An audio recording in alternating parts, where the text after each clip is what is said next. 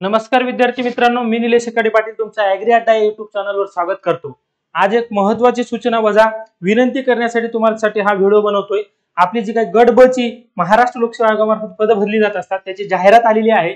त्यासाठी सर्वांनी फॉर्म भरायचे आहेत जे सगळेजण एलिजिबल आहेत। ॲग्रिकॉस ग्रॅज्युएट असो, सगळे कुठलेही ग्रॅज्युएट असो, मेनली मी ॲग्रिकॉस ग्रॅज्युएटांना याच्यासाठी फोकस करतोय। ते सध्या म्हणतात की आम्हाला कुठली अपॉर्च्युनिटी नाही, काही नाही, म्हणून ही गट ब ची जी काही जाहिरात आलेली आहे महाराष्ट्र लोकसेवा आयोगामार्फत, पदसंख्या आज काय आहे, फॉर्म कसा भरायचा, डेट किती आहे फॉर्मची, या सगळ्या गोष्टीची माहिती मी तुम्हाला या व्हिडिओमध्ये देणार आहे। व्हिडिओ शेवटपर्यंत पहा, महत्त्वाचा आहे, ठीक आहे ना। आता महाराष्ट्र गट ब सेवा अराजपत्रित संयुक्त पूर्व परीक्षा 2025 ची ही जाहिरात आहे। ही परीक्षा कधी होणार आहे सर?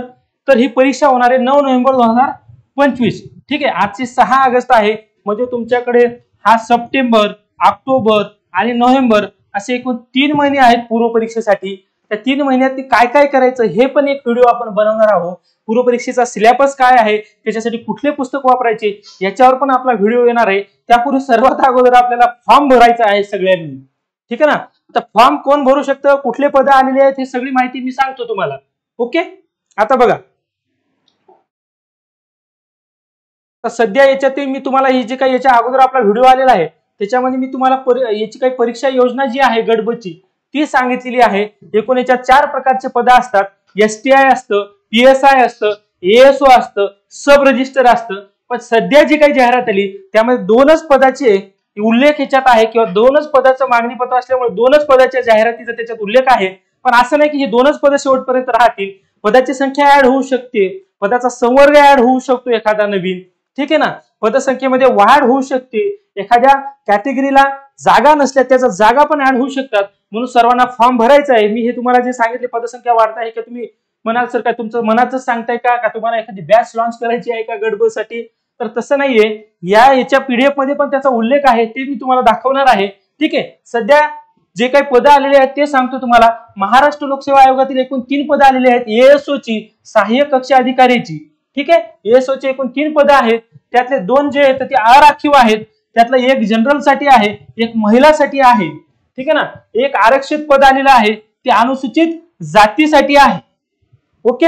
अजून कुठल्या पदाचे किती पद आलेले आहेत सर, किंवा कुठल्या संवर्गाचे किती पद आलेली आहेत, ठीक आहे ना। राज्य कर निरीक्षक सगळ्यांच्या आवडीचं एसटीआय हे पद जे आहे त्याचे पण एकूण 279 पद आलेले आहेत। कधी कधी 279 नुसती जाहिरात असते, पदसंख्या चांगली आहे बरं। लोक काय म्हणतात पद खूप कमी आले ना, असं झालं तसं झालं, तुम्हाला एकच पद पाहिजे आहे, ओके।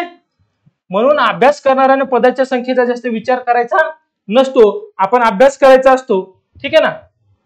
आपल्याला अभ्यास करायचा आहे तर आपल्याला सुरुवात माहिती असली पाहिजे कशी करायची ते।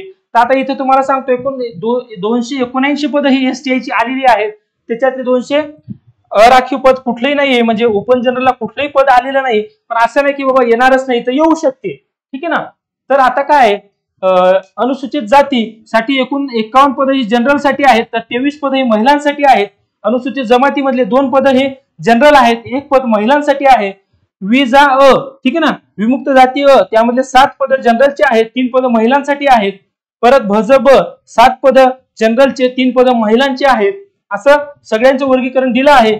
ओबीसी ची एकूण 61 पद जी आहेत ती जनरल साठी आलेली आहेत, 28 पद ही महिलांसाठी आहेत, ठीक आहे ना। भज ड मध्ये 8 पद जनरलची आहेत, 4 पद महिलांसाठी आहेत। भज क मध्ये 6 पद आहेत जनरलची, 3 पद महिलांसाठी आहेत, ठीक आहे। विशेष मागास प्रवर्गामध्ये 7 पद जनरल, 4 पद महिलांसाठी आहेत। आता एससीबीसी, ठीक आहे ना, एससीबीसी साठी 16 पद जी आहेत ती जनरलची आहेत, 8 पद महिलांसाठी आहेत, 1 पद स्पोर्ट्स म्हणजे खेळाडूचं आहे। ईडब्ल्यूएच चे 16 पद जनरल, 7 पद महिला, असं सगळं दिलेलं आहे इथं, ओके। आता तुम्ही म्हणाल सर आमच्या काही कॅस्टचे पद नाहीत, कॅटेगरीचे पद नाहीत, तरी सगळ्यांनी फॉर्म भरायचा आहे। ही पदसंख्या मी तुम्हाला सांगितलेली आहे। एकूण अनाथासाठी एकूण 3 पद आहेत, दिव्यांगासाठी एकूण 11 पद आहेत, लक्षात असू द्या, ठीक आहे। पुढे जाऊया आपण।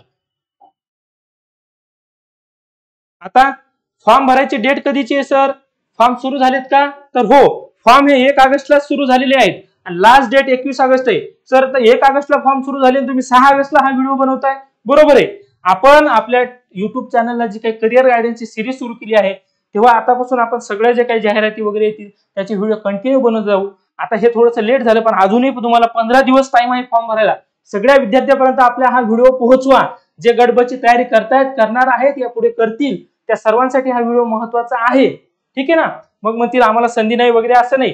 गट ब च्या जागा आलेल्या आहेत एसटीआयच्या, याच्या तुम्ही फॉर्म भरू शकता. ओके. आता अजून काय महत्वाचं आहे तुम्हाला सांगतो मी, ते काय काय महत्वाचं आहे ते.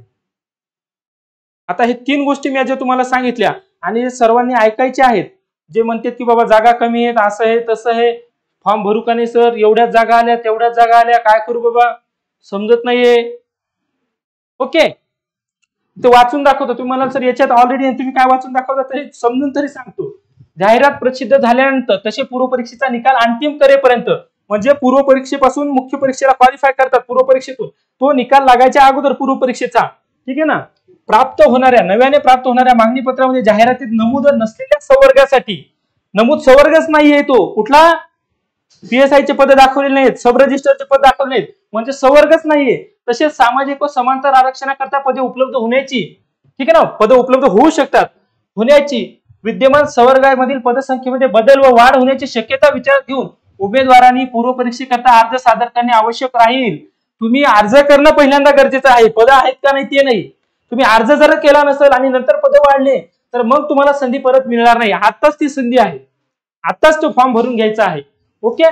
पूर्व परीक्षेचा निकाल अंतिम करेपर्यंतच्या कालावधीपर्यंत शासनाकडून सुधारित, बघा सुधारित, अतिरिक्त, स्वतंत्र मागणी पत्राद्वारे प्राप्त होणारी सर्व पदे पूर्व परीक्षेच्या निकालासाठी विचारात घेण्यात येतील. याच्यानंतरही पद काही ऍड होतील, ती सुद्धा पूर्व परीक्षेच्या निकालात विचारात घेण्यात येणार आहेत.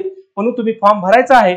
परत इथं सांगतो तुम्हाला, हा पॉईंट तर त्यांनी सगळ्याचं क्लिअरच करून टाकले एकदमच.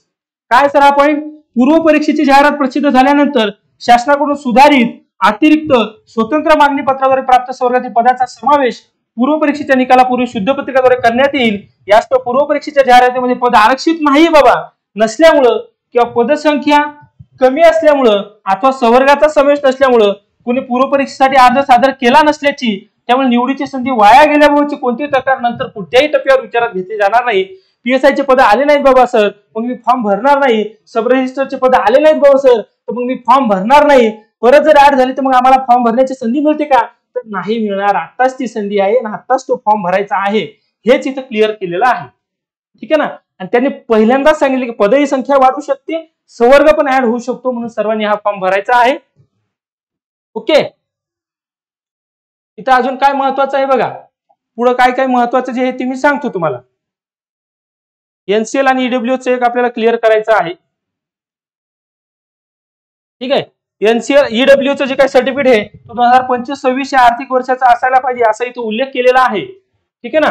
परत अजून एनसीएल जे आहे ओबीसी, व्हीजीएनटी वगैरे यांना जे लागते ते पण 2025-26 या वर्षासाठी काय असलं पाहिजे, तेव्हाच ते व्हॅलिड असलं पाहिजे.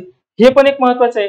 कधीतरी आपण कागदपत्रावर पण विचार केला पाहिजे, कारण की हे जर कागदपत्र नसले तर ईडब्ल्यूचंही आरक्षण मिळत नाही, आणि हे जर 2025-26 एनसीएल नसलं तर ओबीसीचं किंवा इतर जे काही आरक्षण आहे ते पण मिळत नाही, ज्यांना एनसीएल लागू आहे असलं. ठीक आहे ना. आता याच्याबद्दलची कुठलीही तुम्हाला फॉर्म भरण्याबद्दलची अडचण असली तर तुम्ही मला कॉन्टॅक्ट साधू शकता. ते खेळाडूच्या आरक्षणाबद्दल बोललेलं आहे. परत इथं दिव्यांगाच्या आरक्षणाबद्दल बोललेले आहेत. ओके. आणखीन महत्वाच्या गोष्टी मी तुम्हाला सांगतो. पात्रता आता तुम्हाला माहिती आहे, ऑल ग्रॅज्युएट याच्यासाठी पात्र आहेत. आपण जे काही याच्यापूर्वीचा जो काही व्हिडिओ तुम्ही बघितला असेल, आपण मी काही गट ब ची परीक्षा योजना टाकली, त्याच्यामध्ये S14 हा सहाय्यक कक्ष पगार तो जुनी पीडीएफ होती, आता त्याचा पगार वेतन त्रुटी जी काही समिती त्यांनी वाढवून S16 केलेला आहे. सध्या गट ब मधलं सर्वात पगाराचं पद हे सहाय्यक कक्ष अधिकारी झालेलं आहे S16. त्याचं बेसिक आहे 44,900 ते 1,42,400. ठीक आहे. आणि बाकी सर्व वर्ग जे पद आहेत त्याच्यासाठी S14 आहे, एसटीआय, पीएसआय आणि सब रजिस्टर साठी. ओके, लक्षात असू द्या एवढं. आता वयोमर्यादा काय आहे सर, आता आपल्याला माहिती आहे 38 वर्ष वयोमर्यादा कोणासाठी आहे, जे अमागास आहेत, म्हणजे ज्यांना कुठलेही आरक्षण नाही, आणि मागासवर्गीय असतील, अनाथ असतील, आर्थिकदृष्ट्या दुर्बल घटक असतील 43 वर्षापर्यंत हे फॉर्म भरू शकतात. आता इथं शैक्षणिक अर्हता दिलेली आहे. शैक्षणिक अर्हतेमध्ये असं सांगितलंय की बाबा संविधानिक विद्यापीठाची पदवी असायला पाहिजे, म्हणजे ऍग्री पोस्ट ग्रॅज्युएट ही परीक्षा देऊ शकतात, फॉर्म भरू शकतात. मराठीचं ज्ञान असणे आवश्यक आहे म्हणते, ठीक आहे ना. जे काही फायनल इयरले जे परीक्षा म्हणजे फायनल इयरला जे काही आता विद्यार्थी आहेत आपले, ते म्हणतील सर आम्ही फॉर्म भरू शकतो का, तर हो भरू शकता. पण ज्यावेळेस मुख्य परीक्षा असणार आहे किंवा मुख्य परीक्षेसाठी तुम्ही पात्र व्हाल आणि मुख्य परीक्षेचे फॉर्म भरण्याची शेवटची तारीख असेल तेव्हापर्यंत तुमची डिग्री कंप्लीट झालेली पाहिजे. त्या शेवटच्या तारखेपर्यंत असली तरी चालते, पण मुख्य परीक्षेचा फॉर्म भरण्याच्या शेवटच्या तारखेपर्यंत तुमची ग्रॅज्युएशन कंप्लीट असलं पाहिजे. पूर्व परीक्षेचा फॉर्म मात्र तुम्ही तसा भरू शकता क्वालिफाईंग म्हणून. ओके, ते पण जे तयारी करणार आहेत, ग्रॅज्युएट आहेत, सध्या फायनल इयरला आहेत, ते पण हे फॉर्म भरू शकतात. ओके, ज्यांना पुढे एमपीएससी करायचं ठरवलं ते फॉर्म भरा.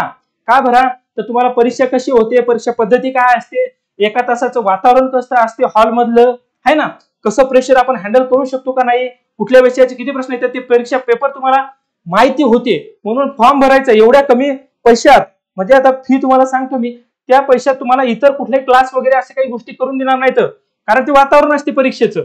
आणि ते महाराष्ट्र लोकसेवा आयोग आहे, जो आयोग कंप्लीट आपली परीक्षा घेणार आहे, ते वातावरण तुम्हाला कुठेही मिळणार नाही. तर म्हणून तुम्ही सगळ्यांनी जे काही इलिजिबल आहेत आणि परीक्षेची तयारी करायचं ठरवलं आहे एमपीएससीची, त्यांनी सगळ्यांनी फॉर्म भरायचा आहे. ओके, आता इथे एक संयुक्त पूर्व परीक्षा असणार आहे आणि संयुक्त मुख्य परीक्षा असणार आहे तिन्ही पदासाठी. हे तुम्हाला परीक्षा योजनेमध्ये सांगितलंय. पूर्व परीक्षा ही 100 गुणाची असते, 100 प्रश्न असतात. मुख्य परीक्षा ही 400 गुणाची असते. 2 पेपर असतात, एक लँग्वेजचा असतो, एक जीएस आणि रिझनिंग आणि ॲबिलिटीचा असतो. ते महत्वाचं आहे. त्याच्यासाठी आपण एक स्पेशल घेऊया. परीक्षा योजनेचा बनवलाय, सिलेबसचा बनवायचा आहे, पेपरमध्ये कुठल्या विषयाचे किती प्रश्न येतात ते पण मी सांगणार आहोत तुम्हाला. एक एक आपण सगळ्या गोष्टी क्लिअर करणार आहोत. तुमचे काही प्रश्न असतील तुम्ही मला विचारू शकता. आता अर्ज सादर करण्याचे टप्पे. ऑनलाईन अर्ज प्रणालीवर तुम्ही अर्ज करू शकता. ज्यांची पहिले ऑलरेडी प्रोफाईल नाही त्यांना प्रोफाईल तयार करावी लागेल. प्रोफाईल तयार करण्यासंबंधी काही अडचण असते तुम्ही मला विचारू शकता, कॉन्टॅक्ट साधू शकता. ठीक आहे, तुम्ही इथं एक जिल्ह्याचं केंद्र निवडू शकता, इथं सांगितलेलं आहे जिल्हा केंद्र निवडू शकता. 36चे 36 जिल्हे ही पूर्व परीक्षेसाठी सेंटर असतात. ओके, इथं काही एससीबीसी असेल, ईडब्ल्यूएस असेल, एनसीएल असेल, दिव्यांग असल्याचे पुरावे असतील, हे सगळे डॉक्युमेंट तुम्हाला इथे अपलोड करायचे असतात. एससीबीसी जे ज्याच्यात असतील ते, ईडब्ल्यूएस, एनसीएल, दिव्यांग उमेदवारासाठीचं वेगळं, माजी सैनिकांसाठी वेगळं, खेळाडूसाठीचं वेगळं, अनाथ आरक्षणासाठीचं वेगळं, हे सगळे पुरावे तुम्हाला तिथे अपलोड करावे लागतात. ओके, अर्ज प्रणालीद्वारे, आता ही ऑनलाईन अर्ज प्रणाली आहे, ही त्याची वेबसाईट आहे. ठीक आहे, याच्यावर तुमच्या सूचना आहेत, काही जर तुम्हाला अडचण असेल तर. ठीक आहे ना, जिल्हा केंद्र तुम्ही निवडू शकता, मी सांगितलंय ते. आता इथं परीक्षेची फी दिलेली आहे 394 अमागाससाठी आणि 294 मागाससाठी किंवा अनाथ किंवा आर्थिक दुर्बल घटकांसाठी.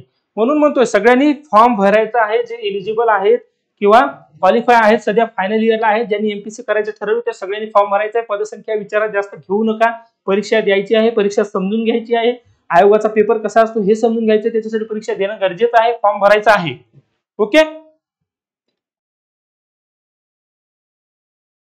पेमेंट तुम्ही ऑनलाईन ऑफलाईन येणं पण करू शकता, ऑफलाईन पद्धतीने पण करू शकता तुम्ही पेमेंट. ठीक आहे, हॉल तिकीट तुमचे 7 दिवसा अगोदर येतील. सगळ्या गोष्टी इथं दिलेल्या आहेत. ही जी काही महत्वाची माहिती होती तुम्हाला मी जाहिराती संबंधी, गडबची जी काही जाहिरात आलेली आहे ते सर्वांनी त्याच्यात फॉर्म भरायचे आहेत. आपले ऍग्रीकॉस ग्रॅज्युएट असतील, इतर असतील, ज्यांना एमपीएससी तयारी करायची आहे त्यांनी कुठलीही अडचण असू द्या तुम्ही माझ्याशी संपर्क साधू शकता. ओके, माझा नंबर तुम्हाला इथं देऊन देतो, 8888788260. ओके, ऍग्री अड्डा हे युट्यूब चॅनल सबस्क्राईब करून ठेवा. टेलिग्राम चॅनल आहे आपलं @कॉम्पिटिटिव्ह ऍग्रीकॉस. ठीक आहे, 2025 हे पण जॉईन करून ठेवा. आणि तुमच्या करिअर संबंधी कुठल्याही अडचणी असतील, ऍग्रीकॉस ग्रॅज्युएटचे असतील, इतरांचे असतील, तुम्ही मला कॉन्टॅक्ट साधू शकता, माझ्याशी संपर्क साधू शकता. सर्वांनी चॅनल सबस्क्राईब करायचा आहे, व्हिडिओ शेअर करायचा आहे, लाईक करायचा आहे. चला, धन्यवाद.